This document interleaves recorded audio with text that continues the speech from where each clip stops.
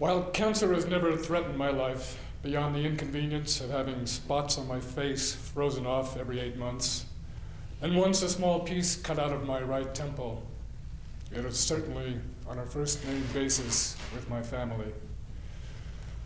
My brother Bruce and my father are under the same sort of surveillance, and now my father is also dealing with prostate cancer. My 26-year-old niece had a lump removed from her breast, which was mercifully non-malignant. My grandfather died of cancer in his golden years. But my mother and my younger brother Reed fought losing battles with the disease at the age of 53 and 43. Reed and I were living at the old ranch, which had become a small, dusty community in the shadow of the Cerrillos Hills. My wife, Corinna, lived there too. It was a late summer day with a whiff of fall, of freedom from the searing heat, that extra smell of color in the air. I was watering the Russian olive trees by the flagstone path. Reed was sitting outside on the ground at some distance in front of the old stables he and I had converted into living quarters. Sitting with him was Cindy, whose life was entwined with his in some fashion I had never understood, and whose presence always put me on edge. Cindy had been my other brother Bruce's wife and had helped raise his daughter from a previous marriage. Bruce's daughter could not abide Cindy at all, nor could Bruce's new wife, Joni, who lived with Bruce and their two very young daughters in town in a state of incredible happiness. Reed and Cindy sat there on the ground in this fabulous afternoon and looked from a distance like they were part of an 18th century Dutch pastoral painting juxtaposed in a strange desert setting. But there was a bitter acid frisson, a strange whiff that entered my nostrils and set off a reluctant alarm. Suddenly, a sharp twang, a strident warning, some sort of threat in Cindy's voice reached my ears, although the words were unintelligible. My head snapped in their direction. My heart realized that this was one of the moments when the great wing of the future brushed against the cheek of the present moment, and all was altered in a second. And I was cowed, frozen, unable to move. I bent down to move the hose as anger planted a seed in me. I knew somehow that Cindy had thrown a shovel of dirt on the embers of Reed's heart, had tightened the noose on his hopes of beginning a relationship with a woman who really wanted to be part of his life. Reed had gone to his 20th high school reunion and had met Lisa, who was now a successful advertising executive in New York. She was part of a prominent family from Tsuke. They arranged a date and quickly found a common ground and a mutual respect and a love Reed had probably never known. Within a week, she had invited him to join her in New York and find a new sort of life. All this I found out from Joni later. She'd had some beers with Reed when he had come to the house after a day of plastering to take a shower before his date with Lisa, and said his eyes were suffused with a light she had never seen before. And in this moment, on the ground in front of the converted stables, that light evaporated, shooting through his fingers into the air like frightened hummingbirds. Reed and Cindy were inextricably linked for the rest of his life. Not long after, we brothers began to build our own houses on a piece of land we'd been able to buy because most of our mother's side of the family had passed away in a very short time. The sale of the 2-story white clapboard house that Uncle Charlie had built in Winchester, Virginia right after the Civil War brought in just enough money for the land and some building materials. After our rootless childhood, we brothers wanted a solid family base which Bruce's daughters would inherit. After doing construction jobs all our life, we could now build for ourselves, and we jumped in feet first. Reed grumbled that Bruce and I had nabbed the best building sites, but he finally chose a site for his straw bale house on the opposite side of the grassy draw that ran through the property at a fair distance from our houses, a site which had fabulous views. He grudgingly let us help him with the foundation, which we dug out of seemingly endless rock, and then the post and beam structure required by the New Mexico Building State Code for straw bale houses. The posts were from an old telephone line that crossed the Cerrillos Hills and hadn't been used in 20 years or so. We went out on Easter Sunday with an old Dodge pickup truck and lineman's pliers and a 2-man saw. We could have used a chainsaw, but that would have made too much noise. And we cut down 1.5 miles of telephone poles. Just enough for the post and beam structure. Bruce and I worked hard in our places, a house for Bruce's family, that was priority, obviously, and a tiny studio for me. They were unfinished, but livable. Corinna had a small studio we had built on her property next door. In time, I carved a path through the scanty grass that I could run down practically with my eyes closed. But Reed stayed in his quarters on the ranch for much of that time, reading books and fighting depression. Only as winter approached did he start on finishing his house.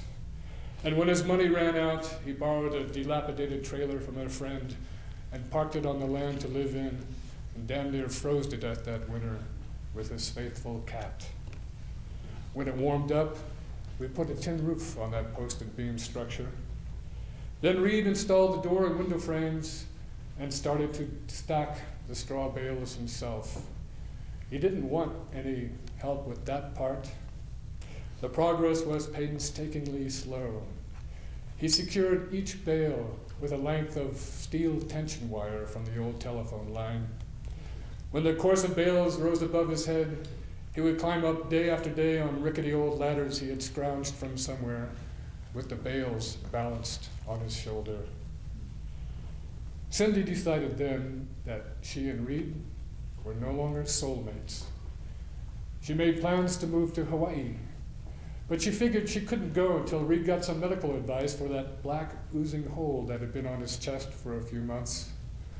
Only after all the bales were in place did he make an appointment.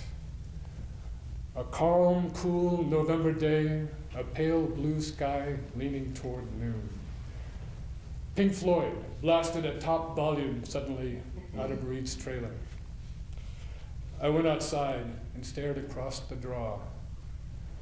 "What the hell is all that about?" I asked Joni, who was walking my way. "Do you know about the black hole on his chest?" she asked. I knew he had said his chest itched a lot, but I attributed that to the straw getting down inside the muscle shirt that he always wore and sticking to the sunscreen he always used. I didn't know about the black hole.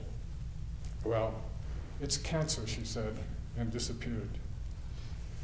Reed was dancing madly around his tiny trailer, which hadn't been cleaned in weeks. I think he justified all the newspapers on the floor as extra insulation. The door was open. I called his name. He slowly, reluctantly came to a standstill. "Stage 3, melanoma. My chances aren't good." We stared at each other in silence. I knew we were both thinking about our mother's rapid decline and death. Her surgery had been quick. The doctors opened up her abdomen, poked around, and wrote her off. "Look, you can't stay in this damn trailer again this winter. Take my studio. I can move in with Corinna. Her studio's tiny, but we'll cozy up. And Bruce and I will help you with your house. And we'll help you fight the cancer." I clasped his hand and then walked away with a huge sinking feeling. The three of us hung doors and windows and built some interior walls. The last thing that Reed did before he got too weak to work was to lay the brick floor in his bedroom. Bruce and I put up the ceiling, plastered the walls, and set up one of the antique beds from the family house back east. It was the one in which our mother, as a small child, had nearly died of diphtheria one night during the Depression. Reed and Cindy took a 2-week vacation to Hawaii, and they came back to fight the disease. There was no insurance, of course. Cindy quietly appointed herself primary caregiver and took control of his finance and appointment book. She made strategic decisions concerning treatment, with some input from our father, but none from the rest of us. We were more than happy to run errands, but felt increasingly marginalized. Reed and Cindy made trips to Houston and Phoenix for consultations, but the information was contradictory and bewildering, especially from the sidelines. Hospice became part of the equation. A Tibetan doctor and lama came to the house, Straw Bale House, one day. Groups of people prayed in the house. The radiation treatment had run its course. Reed and Cindy arrived early for the appointment to consult on the prognosis. The doctor had not yet had time to study the report. Scanning it, he said that the treatment had been effective. Only a few tumors remained which, although temporarily enlarged, would most likely disappear quickly with further treatment. The doctor went on vacation the next day. Cindy, who had been trained as a nurse, felt she ought to take a closer look at the report. She got a copy from the hospital. It said that Reed was riddled with tumors. What had been said and what had been heard didn't jive. The fight went out of Reed. He became bedridden. There was still vague talk of an alternative cure in Mexico, but we all knew that he couldn't even get on a plane. Now was the time for the hushed tones around the Straw Bale House. Certainly his music, Pink Floyd, Little Feat, Bonnie Raitt, Cream, The Pretenders, which had been sporadic up to that point, ceased to play. Cindy insisted on peace and quiet. Reed became paranoid that Bruce and I would refuse to bury him on the land. I knew it was that odd brother out situation again. 3 always breaks down into 2 against 1. And most often as kids, Reed had been the one. He got so angry at us one time when he was 7 or 8, he put his fist through a sliding glass door when our mother was at her minimum wage bookstore job and we were home alone. I took a video of a spot on the edge of the grassy draw, nestled between a small rock outcrop and a stand of piñon.